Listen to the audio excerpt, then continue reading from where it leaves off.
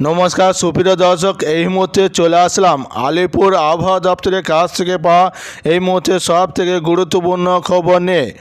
দক্ষিণবঙ্গের পাশাপাশি উত্তরবঙ্গের জেলাগুলিতে ভারী থেকে অতি ভারী বৃষ্টির সতর্কতা জারি করেছে আলিপুর আবহাওয়া দপ্তর। তবে 15ই অক্টোবর পর্যন্ত ভারী থেকে অতি ভারী বৃষ্টির সতর্কতা জারি করেছে।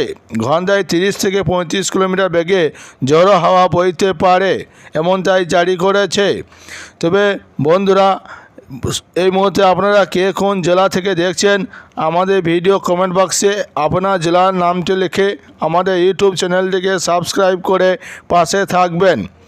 গতকালও বৃষ্টিতে ভিজেছে দক্ষিণবঙ্গ, তবে কিছুদিনে বিদায় নেবে বৃষ্টি।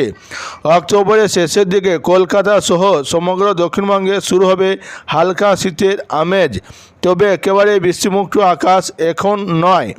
আজ শুক্রবারও দক্ষিণবঙ্গের কয়েকটি জেলায় বিক্ষিপ্তভাবে বজ্রবিদ্যুৎ সহ বৃষ্টির সম্ভাবনা রয়েছে। এর পেছনে কারণ ঘূর্ণাবর্ত। আলিপুর আবহাওয়া দপ্তর জানিয়েছে, বর্তমানে দক্ষিণ বাংলাদেশ ও তার আশেপাশে একটি উচ্চ বায়ুর ঘূর্ণাবর্ত সক্রিয় রয়েছে। পাশাপাশি উত্তর বঙ্গোপসাগরে একটি উচ্চ বায়ুস্তরে ঘূর্ণাবর্ত তৈরি হয়েছে, যা দক্ষিণবঙ্গে আবহাওয়ার প্রভাব ফেলেছে। আবহাওয়া দপ্তরের বুলেটিন অনুযায়ী আজ শুক্রবার দক্ষিণবঙ্গে বেশিরভাগ জেলায় আকাশ মূলত শুষ্ক থাকবে। তবে কলকাতায়, পূর্ব পশ্চিম বর্ধমান, উত্তর 24 পরগনা এবং ঝাড়গ্রাম জেলায় স্থানীয়ভাবে বজ্রঝড় বৃষ্টির সম্ভাবনা রয়েছে। আজ কলকাতায় সর্বোচ্চ তাপমাত্রা থাকবে প্রায় 27 ডিগ্রি সেলসিয়াস এবং সর্বনিম্ন 24 ডিগ্রি কাছাকাছি। উত্তরবঙ্গে আপাতত বড় কোনো দুর্যোগের সম্ভাবনা নেই। তবে দার্জিলিং, কালিম্পং, আলিপুরদুয়ার, কোচবিহার, জলপাইগুড়ি, মালদা, উত্তর ও দক্ষিণ দিনাজপুরে হালকা থেকে মাঝারি বৃষ্টিপাত হতে পারে।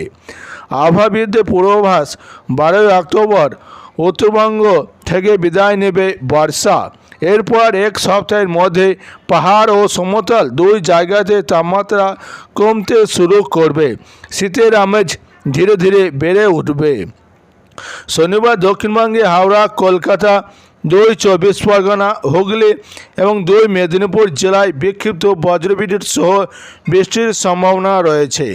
একই দিনে উত্তরবঙ্গে দার্জিলিং, কালিম্পং, আলিপুরদুয়ার, কোচবিহার, জলপাইগুড়ি, মালদা ও 2 দিনাজপুরে বৃষ্টি হতে পারে।